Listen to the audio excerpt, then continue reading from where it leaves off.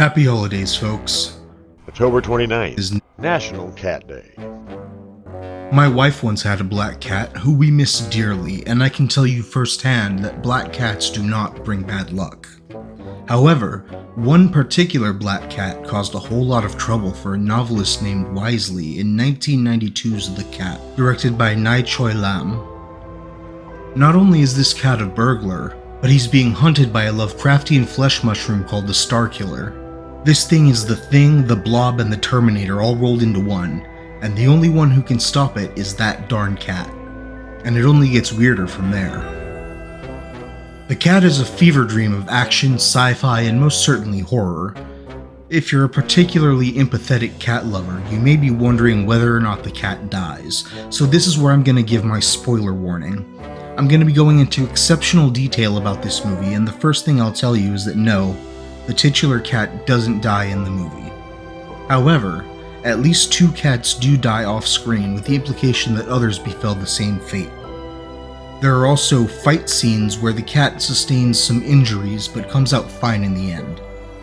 I just wanted to get that out of the way because while this movie will be perfect for some cat lovers, it may be too intense for others. The story begins with a man named Lee Tung, who can't sleep because of loud and repeated pounding on the floor from his upstairs neighbor, a mysterious and jittery man named Errol. Lee Tung confronts Errol with some kind of spear? I thought it was a fire poker, but this is an apartment building. Anyway, upon pushing Errol's door open, he catches a glimpse of a beautiful woman holding a majestic black cat, an image that sticks in his mind for days to come. Errol apologizes and promises to keep the noise down, but after a minute resumes his thunderous work. The next morning, a sleep-deprived Lee Tung wanders out of his building, just in time to catch Errol and his companions moving out. Errol apologizes again for the noise, and Lee Tung tries to ask what he was doing so loudly, but the mysterious trio ride away without answering. Lee Tung sees the cat again and is terrified by its piercing gaze. Out of curiosity, Lee Tung returns to Errol's apartment, only to find a small pile of intestines wrapped in newspapers. He calls the police, assuming they belong to a child, but the police mock him for being so worried when it turns out to be just a cat, as if stumbling across a pile of cat innards is completely normal and not upsetting at all. The laughter carries into the next scene where Officer Detective Wang, and his friend Wisely peer pressure Lee Tung into drinking Chekhov's vodka. They tell him it's the strongest wine in the world, and I don't know if that's just a weird translation or if China doesn't distinguish between wine and liquor. Honestly, I know very little about China. Anyway, Wang demonstrates the vodka's strength by setting some on fire before Wisely's girlfriend, Pai So, arrives with a massive plate of crabs and oysters, which Lee Tung apparently has no idea how to eat. He tells everyone about the mysterious woman and her cat. Wisely somehow just instinctively knows that they're aliens and that they're good-natured, despite not even having seen them yet. As he writes about them in his journal, we see a massive sludge oozing into a dead man's mouth in the bowels of a sewer tunnel, raising him to a grotesque mockery of life. We then cut to the inside of a museum where an ancient artifact is being held in a glass case. The girl and her cat are seen staring at the device up close. Wisely's narration explains that to the aliens it's a powerful weapon, critical to their mission here on Earth. He calls it an octagon, but I have no idea why. Its shape is wildly irregular, but I guess I'll call it an octagon too. The cat cleanly and easily shatters one side of the glass case with sonic waves or some shit, which alerts a security guard who is then quickly dispatched from above by Errol. The aliens snatch the octagon and go to make their escape, but they see the man from the sewer tunnel outside the window. His body quickly deteriorates, and the enemy blasts through the window in its true form, a writhing mass of meat and slime too hideous to properly describe. The trio escape by crashing through a different window. Man, there's a lot of broken glass in this movie. Wisely tracks down Errol's new address and goes there to investigate. He almost catches the woman and her cat floating in the air, but the cat hears him coming. Wisely sneaks into their apartment where he finds the stolen octagon along with a hammer and chisel. He hides behind a curtain when the woman walks in, and he hears her tell the cat that they must find a second octagon in order to defeat the Star Killer, which is a badass name that's only spoken once in the film. Before long, the cat notices Wisely and lunges at him, ripping into his suit. Before Wisely can counterattack, he's hit over the head by Errol and faints. Errol suggests that they kill him just to be safe, but the woman insists that they have no beef with humans. Wisely awakens the next day thinking it was all a dream until he sees claw marks on his arm. He's discouraged when he can't find any trace of the aliens, until the next morning when he's eating breakfast. It looks like he's having lobster, by the way. What is it with this guy and shellfish? Pai So enters the scene carrying a tennis racket and, well, let's just say somebody had a fetish. As Wisely puts the moves on his girl, they're interrupted by a special news bulletin about the heist. Wisely instinctively knows it's connected to the aliens and rushes to investigate. Pai So says she wants to go too and she has to take a bath first. Wisely nods his head, throws her into the swimming pool, and runs off without her. He meets up with Wang at the scene of the crime where they find scorch marks and traces of cat hair. Wisely muses that as a human he has no dominion over the world of animals, so he takes Wang to visit a dog breeder to enlist the help of a fearless canine companion. From here on out, the movie really slows down with extended action sequences and quirky but dull diversions like this one. The dog breeder is named Chen, which may be a play on the French word chien meaning dog. He mentions that the last time Wisely visited he was afraid of the dogs. According to Wikipedia, Wisely is actually the main character in a long-running series of mystery novels, some of which have been adapted into feature films like this one.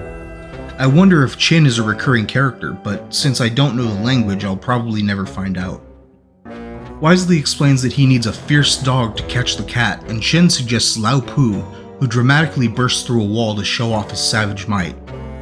Satisfied at the display, Wisely and Wang take the dog and drive away, but they're quickly intercepted by the police who ask Wang to accompany them to investigate a bank robbery. Wang and his men make their way to a blown-out apartment building where they all get ambushed by the Star Killer. In the ensuing struggle, they're all killed and subsequently body-snatched, including Wang, whose arms were ripped from his body, but I guess it's all good because alien goo magic or whatever. The newly inhabited Wang goes to acquire weapons from an illegal arms dealer in one of the manliest scenes ever put to film. They basically jerk off over high-powered firearms until Starkiller Wang gets a little too mouthy and gets shot, but rather than dying, he blasts the shit out of the entire gang, revealing that he's inhuman and basically invincible.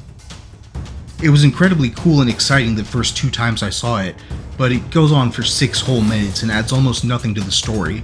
If this scene were cut and Wang had just showed up later in the movie with a bunch of guns, nobody would have thought to question where he got them. Back to Wisely. He's at the museum which houses the second octagon, and he nearly falls asleep from boredom as he watches it through a security camera. Suddenly, the cat appears and steals the mysterious artifact. He flies through the door where he's intercepted by Lao Pu.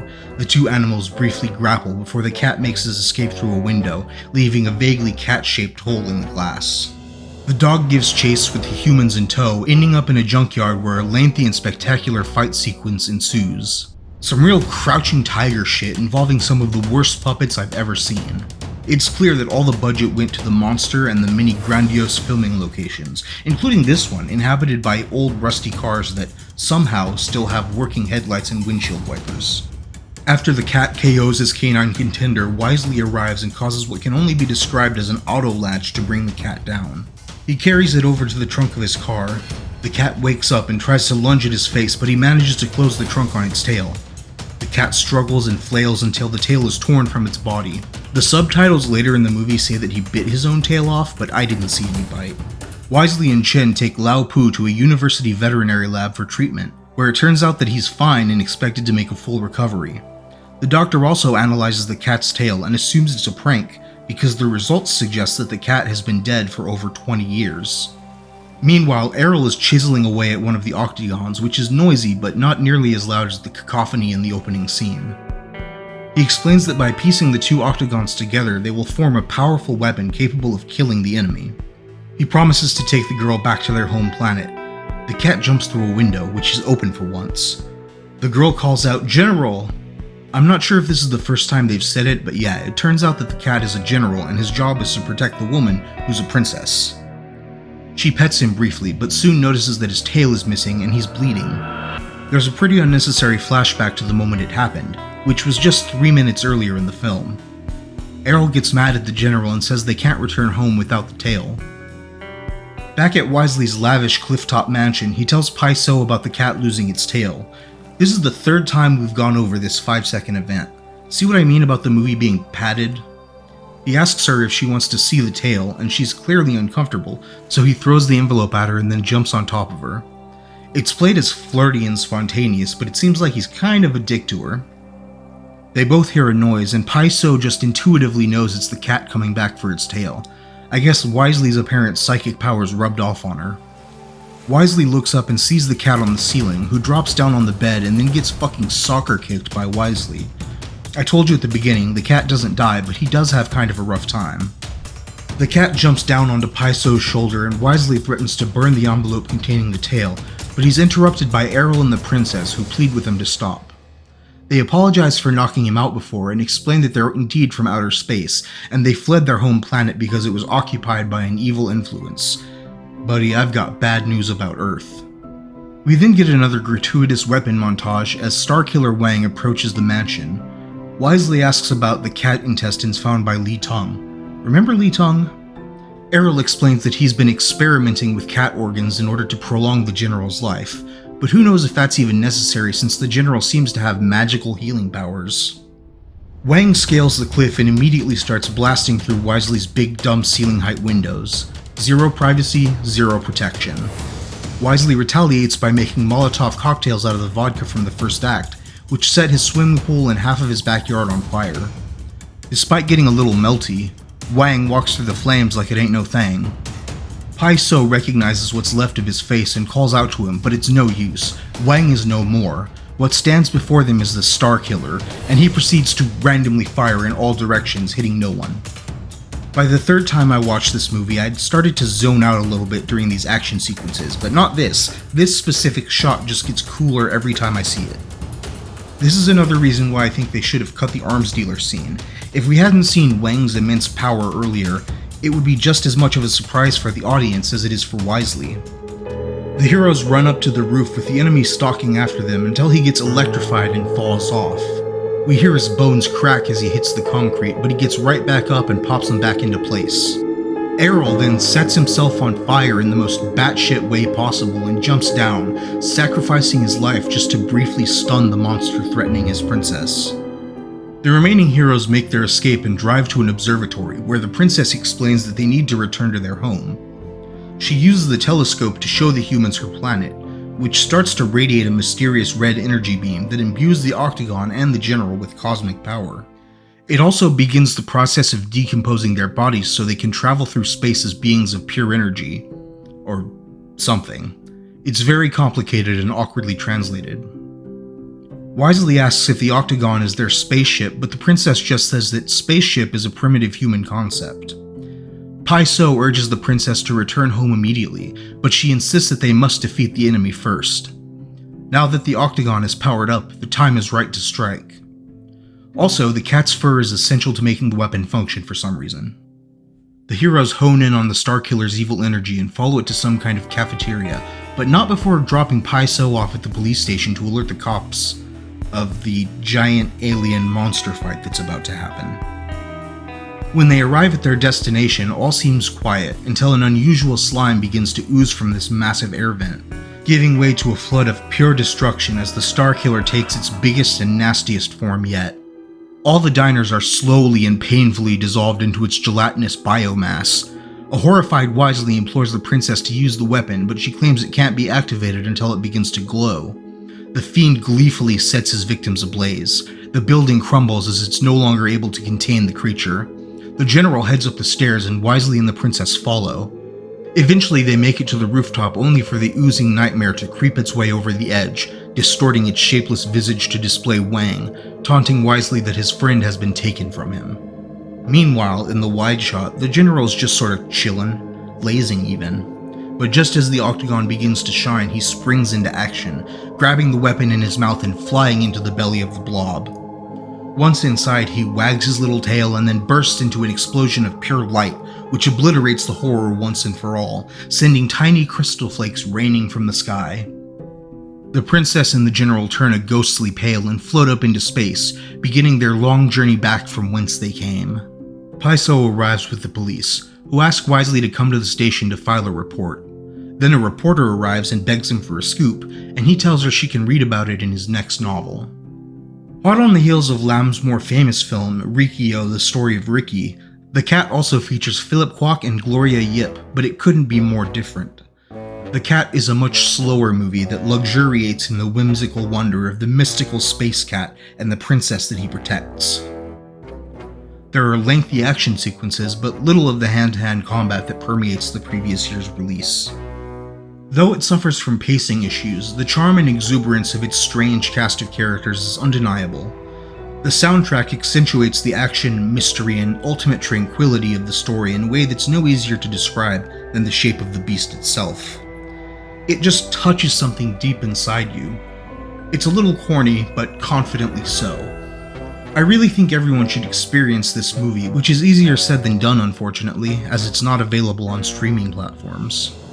All of that said, I do wish they would have explained a little bit more. When and how did the aliens take their human forms? Did they inhabit corpses like the Star Killer? Is that why the cat's tail appeared to be long dead? Are these their true forms? They didn't change shape at all as they floated back to their home planet. What happened to Lee Tung? He was so deeply affected by just seeing the aliens, he seemed so curious about them. It would have been nice for him to get some sort of closure. Just processing the surface level information is a bit much for me. I'm not going to pretend I'm smart enough to know what the writer was trying to say with this story. However, there was one little quirk that caught my attention. Twice in the movie, the characters referred to the year 1997. The Cat was released in 1992, 5 years earlier. The way they talk about it, it seems like it was some kind of cultural milestone that the audience is expected to understand. So I had to look it up, and it turns out that 1997 was the end of Great Britain's 99-year lease on the city of Hong Kong. I wonder if the Star Killer, the evil influence on the aliens' home planet who steals its victims' lives and their bodies in more ways than one, is meant as a metaphor for British colonialism. Maybe the reason the aliens have to steal the octagons from museums is because they belong to them in the first place and the museums found them years ago and held them hostage. I could be talking out of my ass here. I don't know anything about Chinese history or British history or alien history for that matter, but I do know some of those museums don't have the best reputations even today. What's your favorite black cat in a horror movie? Shoot us a comment down below and subscribe to Fear 20 to dispel all your bad luck from non-feline sources.